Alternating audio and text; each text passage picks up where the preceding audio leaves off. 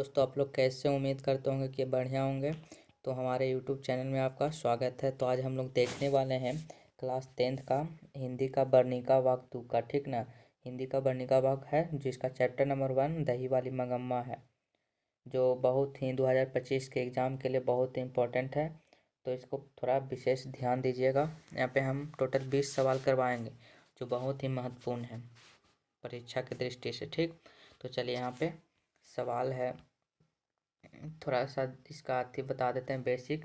तो देख लीजिए, जो दही वाली मगम्मा है इसका लेखक हैं जो श्रीनिवास जी हैं, और इसमें जो प्रमुख पात्र होती है वह मगम्मा है जो दही बेचने का काम करती है। वह क्या बेचती है? तो मगम्मा है जो दही बेचने का काम करती है, और मगम्मा है जो अब लूडू गांव के पास में रहने वाली है।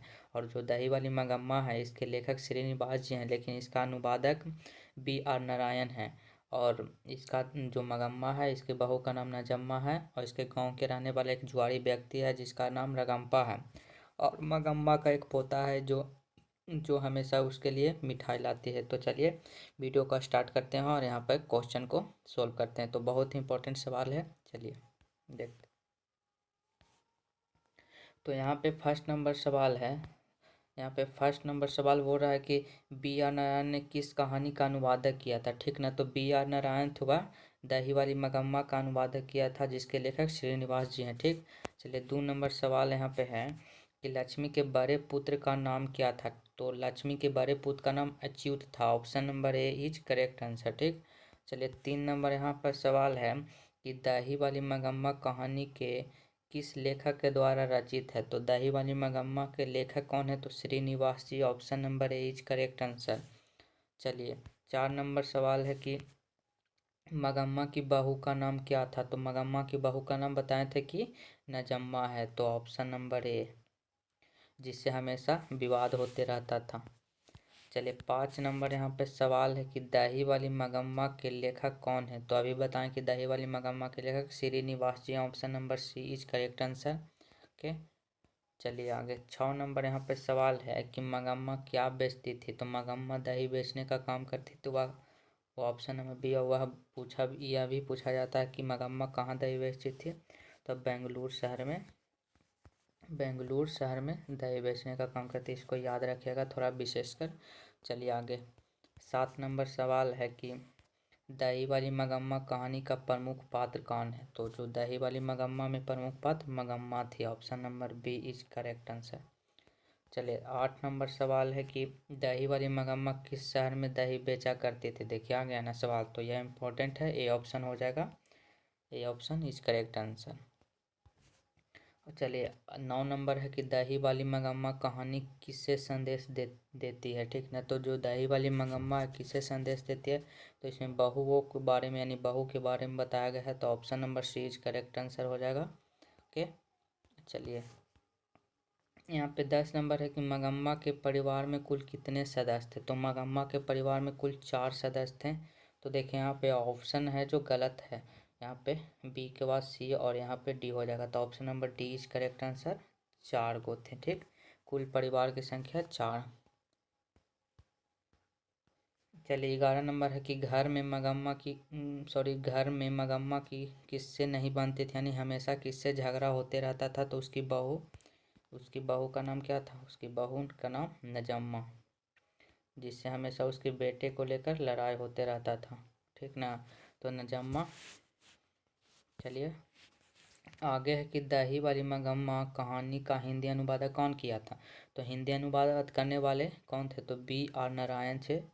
ऑप्शन नंबर ए। इसको थोड़ा इम्पोर्टेंट है ये परीक्षा की दृष्टि से, तो इसको याद रखिएगा। ओके, चलिए यहाँ पे 13 नंबर सवाल है कि रगम्पा कौन था। तो रगम्पा जो मगम्मा थी उसके गांव के रहने वाला एक जुआरी लड़का था जो हमेशा मगम्मा को परेशान करते रहता था। तो ये कौन था?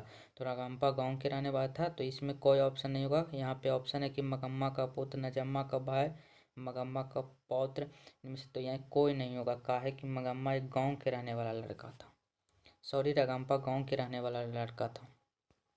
चलिए यहाँ पे अगला सवाल है कि मगम्मा एवं नजम्मा के बीच झगड़ा मिटाकर अच्छा संबंध स्थापित करने का माध्यम कौन था। ठीक ना, तो देखिए जो यहाँ पे जो बोल रहे हैं कि यहाँ पे मगम्मा था ना, इसमें नजम्मा और मगम्मा जो यहाँ पे जो झगड़ा का कारण था उसका पोता था, और जो झगड़ा का कारण पोता था और मिटाने का भी कारण उसका पोता ही था। ऑप्शन नंबर बी हो जाएगा। आगे 15 नंबर है कि कथावाचक को मगम्मा क्या कहते थे। तो यहाँ पे जो दही वाली मगम्मा, इसमें कथा एक वाचिका थे जिसे हमेशा माँ जी कहकर बुलाया करते थे और इससे ही हमेशा दुख सुख सुनाती थी। तो option number C is correct answer. 16 नंबर है कि अधिक बुद्धिमान कौन थी। तो अधिक जो बुद्धिमान थी उसकी बहू कौन थी, तो जम्मा थी, ठीक ना। Option number C is correct answer. 17 नंबर सवाल है कि मगम्मा की बहू का क्या नाम था। तो नगम्मा की बहू का नाम नजम्मा। ऑप्शन नंबर बी, इसको थोड़ा याद रखिएगा, परीक्षा के दृष्टि से बहुत इम्पोर्टेंट है। ओके, चलिए 18 नंबर सवाल है कि मगम्मा का उसकी बहू के साथ क्यों विवाद था। तो देख लीजिए यहाँ पे उसका पोता था जो उसका विवाद होते रहता था उसी पोते के कारण, और तो यहाँ पे उसका पोता। Option number A is correct answer. चलिए 19 नंबर यहाँ पे सवाल है कि मगम्मा रंगम्पा से क्या चाहता था। तो हमेशा जो मगम्मा था, जो रंगम्पा एक जुआरी लड़का था जो हमेशा मगम्मा से उसके धन को छीनने का प्रयास करता था। तो option number B is correct answer. Okay, चलिए 20 नंबर सवाल है कि श्रीनिवास जी का पूरा नाम क्या है। तो दही वाली मगम्मा के लेखक श्रीनिवास जी, जिनका पूरा नाम मास्ती वेंकटेश अयंगार कर है, जो option number C is correct answer. 20 में से आप लोगों का कितना सही हुआ। अगर वीडियो पसंद आता है तो चैनल को सब्सक्राइब कीजिए। और दही वाली मगम्मा अगला चैप्टर है, तो दूसरा चैप्टर होगा और ढाते विश्वास, वो उसका भी वस्तुनिष्ठ प्रश्न कर आएंगे। तो ऐसे ही आते रहेगा मेरे चैनल पर, और चैनल को सब्सक्राइब कीजिए। इससे धन्यवाद।